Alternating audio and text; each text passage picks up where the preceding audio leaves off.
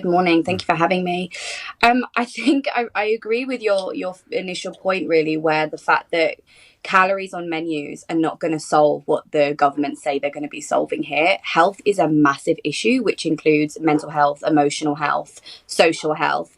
It includes what you're doing in your day-to-day life, and it's far, far bigger than just putting a calorie on a menu, which the only thing that's likely to happen from that really is more food and body obsession. They're also not really giving the idea that a lot of people in larger bodies also have eating disorders.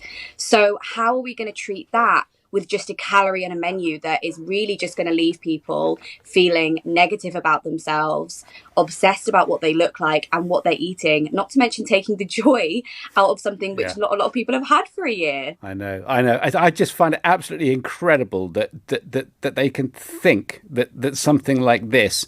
I mean, is somebody at Whitehall just said, "Oh, we need to tick a box.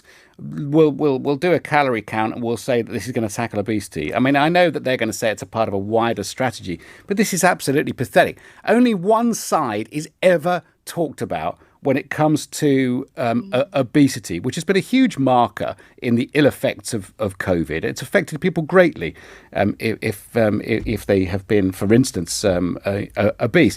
Never is exercise talked about. Never is a wider sense of wellness. Never is stretching. Never is understanding your body and loving it instead of hating it. Nothing's ever talked about. Instead, you've got a calorie count, and that's it.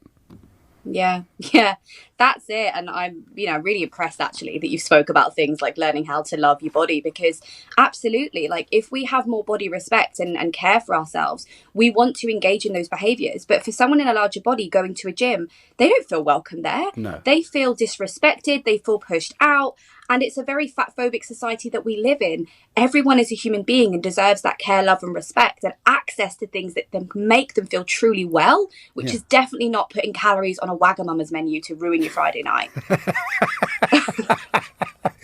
It's just you and I just are so on the same wavelength with this. I do not understand why, from the age of 4, we throw children into a school and say, "Get good by reading these books, improve yourself there," when they go through their life hating themselves Right.